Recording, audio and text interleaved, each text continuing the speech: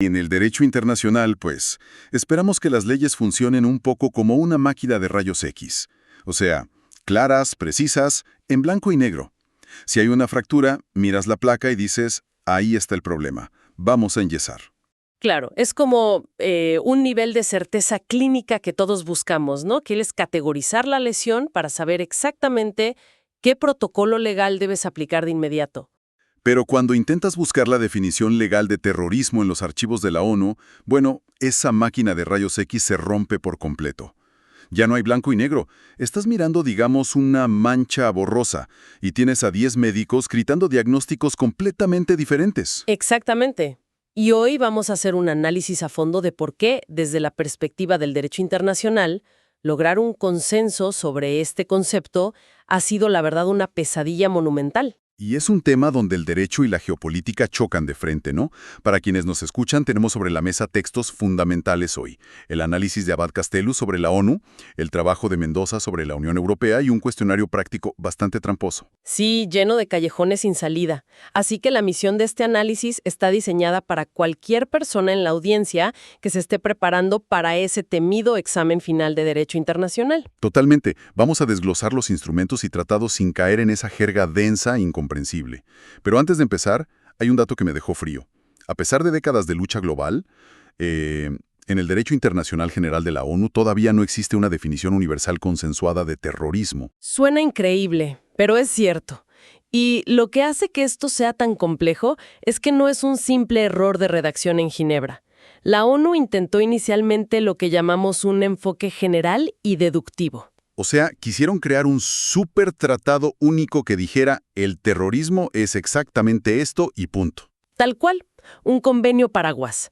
Pero pues fracasó estrepitosamente porque chocó contra dos barreras históricas masivas que están muy arraigadas en la política internacional. A ver, entonces, ¿qué fue lo que detonó el proceso desde adentro? Porque sentar a todos en la mesa ya suena sumamente difícil. Bueno, la primera gran fractura surge con los movimientos de liberación nacional. Durante décadas, los países islámicos han exigido que cualquier definición global distinga entre un acto criminal y la lucha legítima de un pueblo por su autodeterminación. Ah, claro. Especialmente cuando enfrentan una ocupación extranjera, ¿verdad? Y hago una pausa rápida aquí para hacer una aclaración súper importante para nuestra audiencia. Sí, es fundamental dejar esto muy claro antes de seguir. Al discutir estos temas políticos, como esa línea tan fina entre un movimiento de liberación y un acto de terrorismo, no estamos tomando ningún bando, ni avalando las posturas de ningún Estado.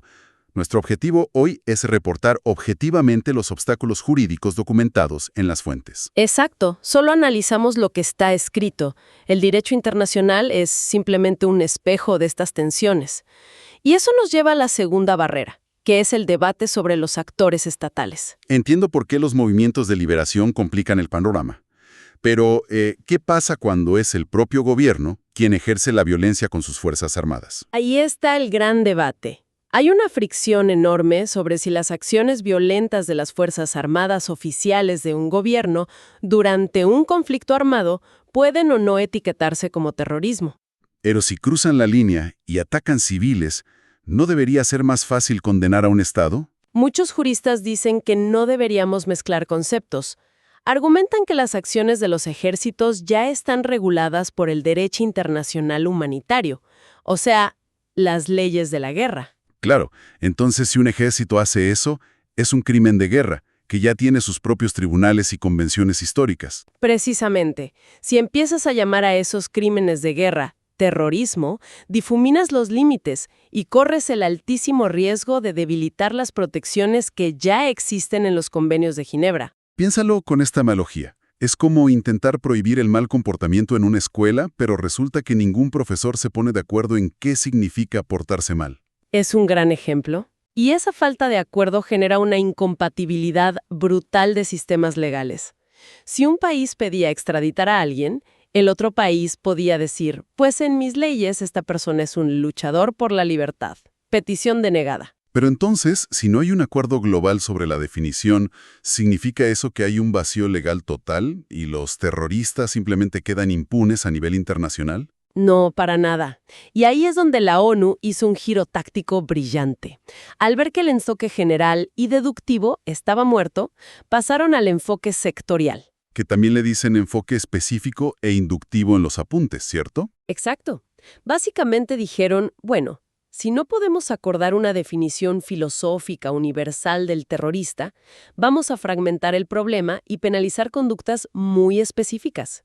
O sea, dejaron de intentar definir qué es el terrorista y empezaron a legislar en base a cómo opera en la práctica. Esa es la esencia pura del pragmatismo jurídico. Los diplomáticos dijeron que quizás nunca se pondrían de acuerdo sobre las motivaciones políticas, pero todos coincidían en que secuestrar un avión comercial lleno de pasajeros es un delito que debe castigarse. Sin importar el motivo político detrás de la acción. Y así es como nacen estos tratados sectoriales, que parecen como parches que van poniendo a medida que surgen nuevas amenazas. Sí, son parches reactivos. En la aviación, por ejemplo, tienes el Convenio de Tokio en el 63, que se enfocó primero en la jurisdicción de los vuelos. Luego vino el de La Haya en el 70, ¿no? Que ya obligaba a extraditar o a juzgar a los secuestradores. Y el de Montreal en el 71, que amplió esto a la protección de los aeropuertos físicos. Ese principio de extraditar o juzgar es el verdadero motor de los convenios sectoriales. Corta por completo la vía de escape legal. Y luego tienes cosas como la Convención del 79 contra la toma de rehenes, que exige penas verdaderamente severas. Y fíjate que ahí se prohíbe usar disputas políticas como excusa para no procesar al secuestrador. Más adelante llega la Convención de 2005 sobre terrorismo nuclear. Que castiga la posesión ilícita de material radioactivo y el daño a las instalaciones. Y hablando de toda esta cronología de tratados, encontré un dato en los apuntes que parece mentira pero es real. A ver, ¿cuál es? Con todos estos convenios sectoriales operando a toda máquina, la primera vez que se usó oficialmente la palabra terrorista en una convención de la ONU fue recién en 1997. Es una locura pensar en eso, ¿verdad? Sí, o sea, estuvimos legislando bombas, rehenes y secuestros casi todo el siglo XX, pero sin usar la palabra explícitamente hasta el convenio para la represión de los atentados terroristas con bombas. Eso te demuestra el terror absoluto que le tenían los diplomáticos a esa palabra por su carga política. Pero bueno, este sistema sectorial de parches tenía un defecto gravísimo. Era muy reactivo y, sobre todo, muy lento. Claro, hacía falta una tragedia nueva para que se redactara un nuevo tratado. Todo iba a un ritmo burocrático muy pausado hasta que el 11 de septiembre cambió por completo las reglas del juego. Totalmente. El 11 de septiembre forzó a la ONU a pasar de las simples sugerencias a las órdenes obligatorias y urgentes. Ya no había tiempo para redactar tratados que tardaban 10 años en ratificarse. Y ahí es donde entra el Consejo de Seguridad, con la resolución 1373, ¿verdad? Exacto, en el 2001. Bajo el capítulo 7 de la Carta de la ONU, emiten mandatos obligatorios.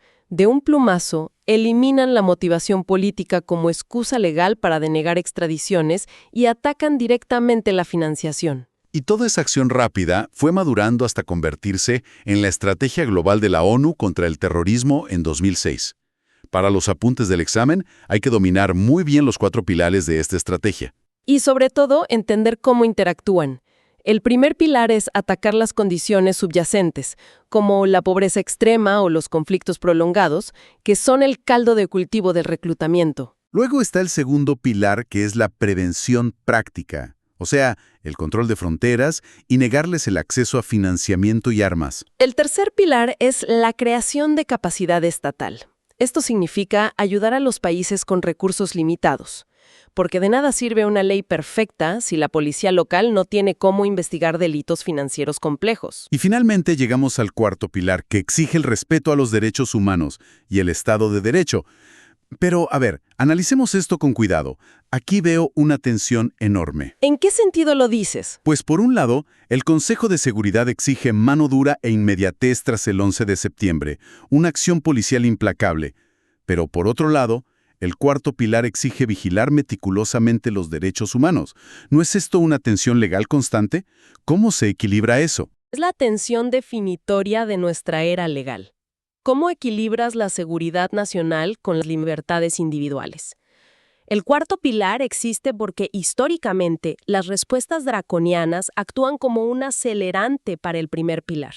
O sea, si un Estado viola derechos humanos con detenciones arbitrarias, solo generan más resentimiento y facilita el reclutamiento para los grupos radicales en el futuro. Exactamente. Es un bucle catastrófico de retroalimentación. El derecho internacional moderno entiende que la represión de seguridad sin derechos humanos simplemente no es sostenible a largo plazo. Bueno, y mientras la ONU hace malabares buscando estos consensos globales tan difíciles, si cruzamos el charco hacia Europa, vemos que a nivel regional las cosas se mueven muchísimo más rápido. Europa es el escenario comparativo perfecto para el examen, pero hay que tener muchísimo cuidado. Hay dos arquitecturas legales distintas que operan en paralelo y no se deben confundir. Vamos a darles una regla mnemotécnica, una especie de tabla mental a quienes nos escuchan.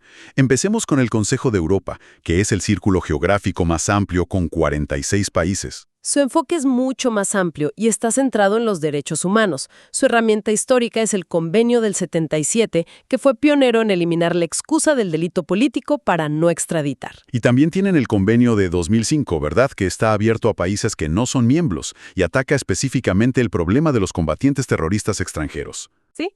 Esos individuos que viajan a zonas de conflicto en el extranjero y luego retornan a sus países. Ahora, dentro de ese gran círculo, imagina otro más pequeño y muchísimo más integrado, la Unión Europea, con sus 27 países. Aquí estamos hablando de una armonización penal dura y de acción directa a través de reglamentos y directivas, ¿no? Totalmente. La Unión Europea opera bajo lo que llamamos las 4P. Prevenir la radicalización, proteger las fronteras e infraestructuras críticas, perseguir cortando la financiación y responder con gestión rápida de crisis. Y habiendo establecido esta diferencia de instituciones, ¿cómo resuelve la Unión Europea en la práctica esos casos modernos que siempre logran eludir a las viejas convenciones de la ONU? Lo logran a través de una cooperación judicial superfluida al armonizar sus códigos penales desde la decisión marco de 2002. Lograron que un juez en Alemania y uno en España vean el mismo delito y lo llamen exactamente igual. Lo cual prepara el terreno para su herramienta estrella, la Euroorden, que básicamente agiliza la extradición cruzada en Europa, esquivando todas esas pesadillas burocráticas a nivel global por la falta de una definición única. Tal cual.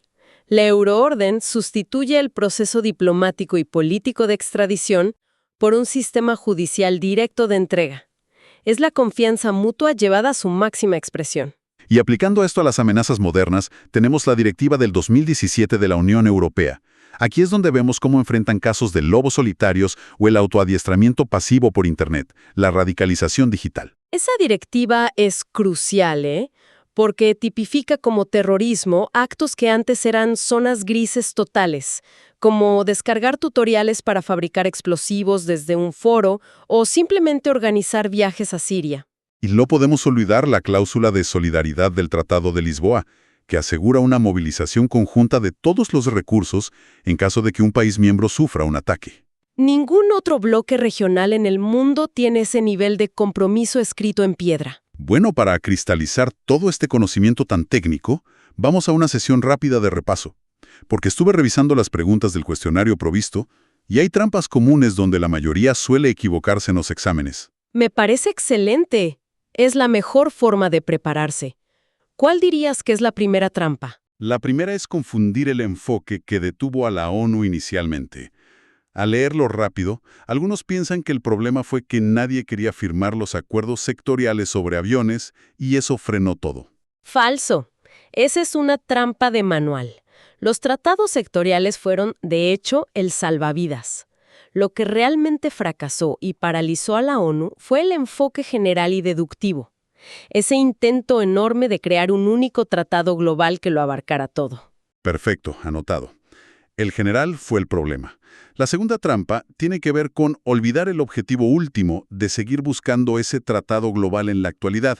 Pareciera que es solo un capricho académico de la ONU. Para nada es un capricho. Mientras no haya un concepto general unificado, la asistencia penal mutua sigue teniendo huecos gigantescos. El objetivo es que no haya excusas legales en ningún rincón del mundo para denegar una extradición por diferencias de interpretación. Es vital para que la cooperación sea verdaderamente eficaz. Y la tercera trampa involucra a la ONUDC, la Oficina contra la Droga y el Delito. La gente suele pensar que con todas estas directivas, ellos ya lograron definir el terrorismo de forma vinculante. Y no. Aún buscan sostener un concepto común, pero no lo tienen listo ni cerrado. Sigan trabajando en brindar asistencia técnica y aproximar leyes nacionales, pero el debate fundamental sigue abierto. Qué manera de resumirlo todo. Recordar cómo esta falta de definición global afecta consecuencias reales en la burocracia de extradición es clave, sobre todo al compararlo con la agilidad legislativa comunitaria europea. Es el contraste perfecto entre la parálisis política global y las soluciones regionales superdinámicas. Recapitulemos nuestro viaje de hoy. Vimos cómo el derecho internacional en la ONU pasó de estar bloqueado por tensiones políticas históricas sobre movimientos de liberación a encontrar una salida a través de parches sectoriales para secuestros aéreos. Y cómo luego la tragedia del 11 de septiembre forzó mandatos obligatorios inmediatos, hasta llegar al dinamismo actual de Europa con directivas que persiguen lobos solitarios en Internet. Ha sido un recorrido intenso pero muy esclarecedor. Sin embargo, basándonos en todo lo que leímos, hay un pensamiento provocativo que me queda rondando en la cabeza. A ver, compártelo. Si a la comunidad internacional le tomó más de 4 décadas ponerse de acuerdo sobre cómo legislar el terrorismo físico, o sea, con aviones y explosivos, ¿cómo va a ser el derecho internacional que está tan atado a conceptos de soberanía y a una lentitud burocrática enorme para legislar a tiempo las amenazas del ciberterrorismo o la inteligencia artificial descentralizada del futuro? Es una reflexión brillante. Piénsalo. No hay un autor físico claro al que puedas pedirle a otro país que extradite cuando un algoritmo ataca una red eléctrica desde jurisdicciones ocultas. Si la máquina de rayos X jurídica ya estaba borrosa con acciones físicas, el terrorismo digital sin fronteras va a requerir un consenso para el cual el derecho actual, la verdad, aún no está preparado. Una gran pregunta para dejarle a nuestra audiencia y que sigan explorando por su cuenta, porque la tecnología no espera a que se firmen tratados. Esperamos que este análisis les ayude a dominar sus próximos exámenes con una perspectiva mucho más clara sobre cómo operan estas leyes en el mundo real. Hasta nuestro próximo análisis a fondo. Muchísimo éxito en sus estudios y nos escuchamos pronto.